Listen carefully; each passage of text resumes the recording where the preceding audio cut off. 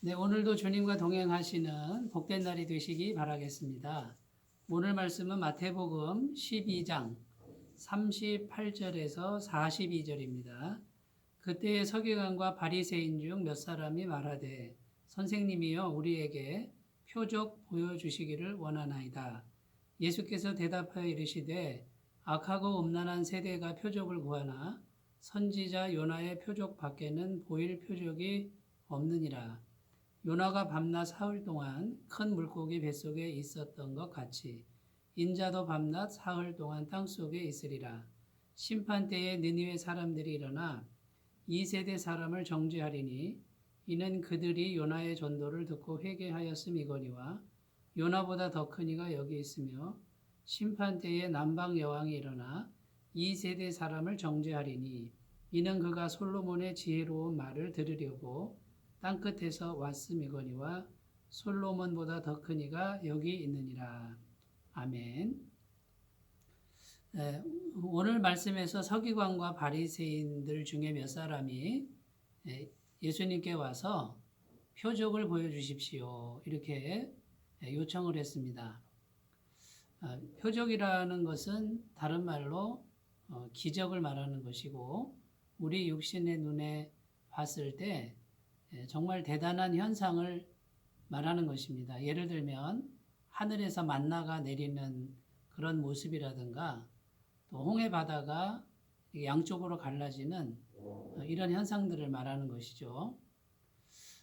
그래서 주님께 와서 이 표적을 보여달라고 하는데 주님께서는 능히 하실 수 있으셨습니다만 그것을 기뻐하지 않고 표적을 구하는 그런 신앙을 기뻐하시지 않으셨습니다. 표적을 구하는 신앙은 악하고 음란한 세대가 구하는 것이다. 이렇게 평가를 하시고요. 표적을 구하는 신앙을 갖지 말기를 바라시는 주님의 마음을 보여주고 있습니다. 결론적으로 얘기해서 우리 주님께서 원하시는 신앙은 육신의 눈에 대단한 현상을 자꾸만 추구하는 그런 표적 신앙이 아니고 말씀의 신앙이죠. 하나님의 말씀을 듣고 속 사람이 정직하게 반응하고 또 속 사람이 회개하면서 하나님이 기뻐하시는 그런 마음으로 변화되는 것, 그것을 말씀 신앙이라고 합니다. 그래서 주님께서는 이 표적을 구하는 신앙을 악하고 음란한 세대가 이 표적을 구한다 이렇게 평가하셨습니다. 표적을 구하는 신앙을 보면요, 이스라엘 백성들을 예로 들 수 있는데 광야에서 40년 동안 계속해서 이들은 표적을 눈으로 보았습니다. 40년 동안 하늘에서 아침이면 만나가 내렸고요. 또 사막 한복판에서 메추라기 떼를 수도 없이 구경하고 그 고기를 먹기도 했습니다. 또 반석에서 생수가 끊임없이 솟아나오는 그 생수를 눈으로 보고 실제로 마시기도 했습니다만 그 이스라엘 백성들은 두 사람 외에는 한 사람도 가나안 땅에 들어가지 못했습니다. 속 사람이 진심으로 하나님을 신앙하고 회개하는 그런 신앙으로 믿음이 자라나지 못했던 결과입니다. 그러니까 이 표적 신앙은 속 사람의 변화를 가져오지 못한다는 것이죠. 오히려 하나님의 말씀을 잘 듣고 그 말씀에 진지하게 진심으로 반응하면서 회개하는 그런 신앙이 될 때야만이 우리는 천국에 들어갈 수 있고 하나님이 기뻐하시는 그런 사람들로 변화될 수 있다는 것입니다. 그래서 오늘 말씀의 결론은 분명합니다. 우리의 속 사람이 하나님의 진리의 말씀을 듣고 하나님 기뻐하시는 모습으로 회개하고 변화되는 이러한 모습을 가질 때 참된 신앙이라고 할 수 있습니다. 그러면 사람들이 또 이렇게 질문을 할 수 있습니다. 그런 말씀을 듣고 어떻게 변화되느냐? 우리가 어떻게 변화될 수 있느냐? 이렇게 질문할 수 있는데 그 예를 예수님께서 들어주고 있습니다. 먼저 요나라고 하는 선지자이죠. 이 요나가 하나님으로부터 말씀을 받는데 니느웨라고 하는 죄악이 가득한 그런 나라에 가서 말씀을 선포하라, 이런 하나님의 명령을 받습니다. 근데 이 요나가 니느웨 성은 멸망해야 마땅한데 어찌 회개의 말씀을 전파하라고 하십니까? 하고 하나님 말씀 듣지 않고 도망을 갑니다.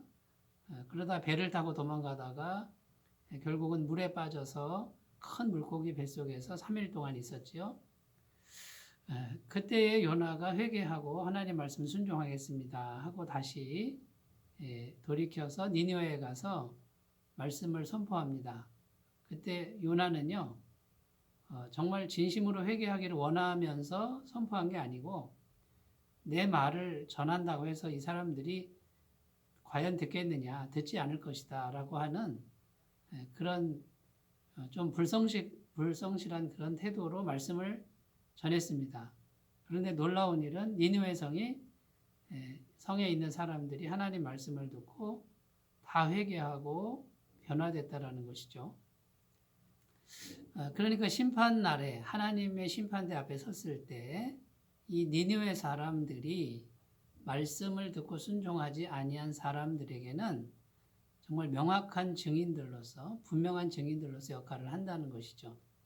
하나님의 말씀을 듣고 얼마든지 회개할 수 있다라는 것이고요.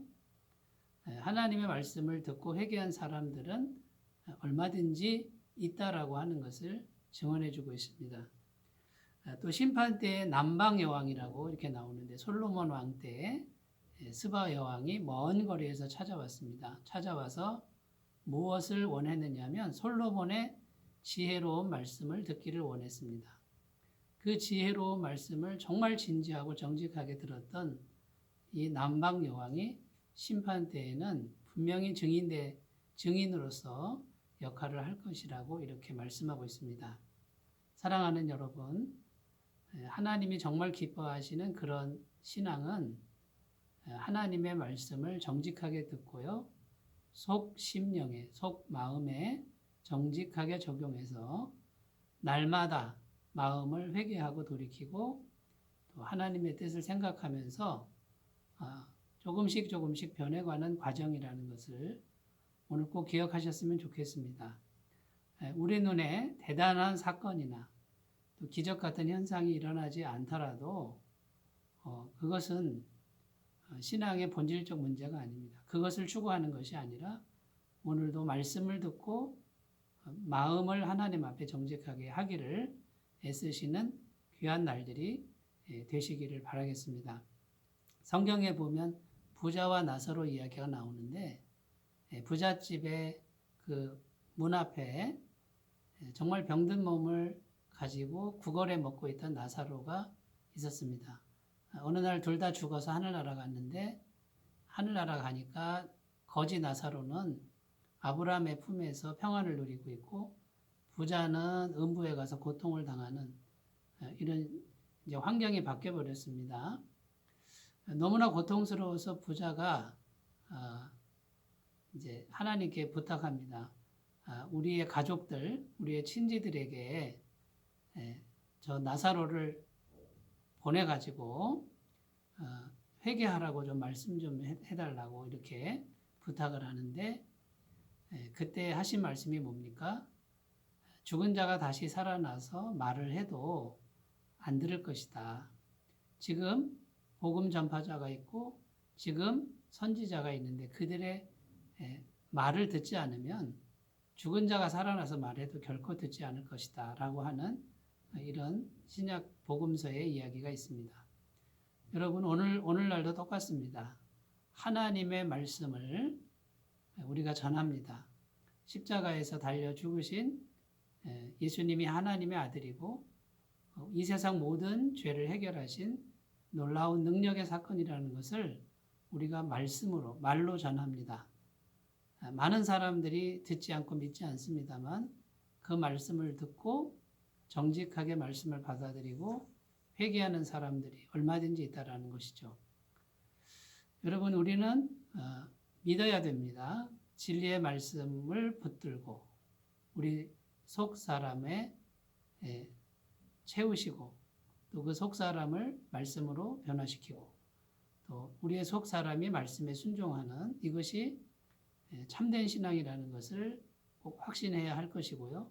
또 우리는 확신할 게 무엇입니까? 우리는 말씀을 전합니다. 말씀을 전하면 듣는 사람들이 있다는 확신을 가지고 오늘도 걸어가시면요.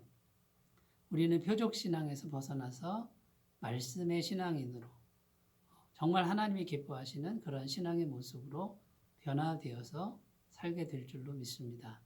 우리에게 말씀이 있으면 하나님이 전능하신 하나님이 눈에 보이지 않더라도 대단한 기적을 행하지 않으시더라도 전능하신 하나님이 함께 하시고 역사하시고 책임지시고 우리의 인생을 영원한 생명으로 인도해 가실 줄로 믿습니다. 이 믿음을 가지고 날마다 말씀을 듣고 또 말씀을 묵상하는 데 게으르지 않고 살아가시는 그런 아름다운 삶이 되시기 바라겠습니다. 감사합니다. 기도하겠습니다. 하나님 아버지, 악하고 음란한 세대가 표적을 구한다고 하셨습니다.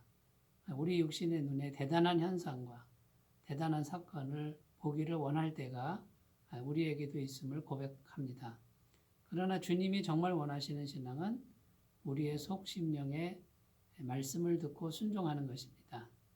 그것이면 충분하고 우리의 속 심령에 말씀이 있을 때 전능하신 하나님이 보이지 않는 가운데 전능하신 능력으로 역사하는 믿음을 우리가 꼭 가질 수 있도록 도와주시옵소서. 감사드리며 예수님의 이름으로 기도드립니다. 아멘.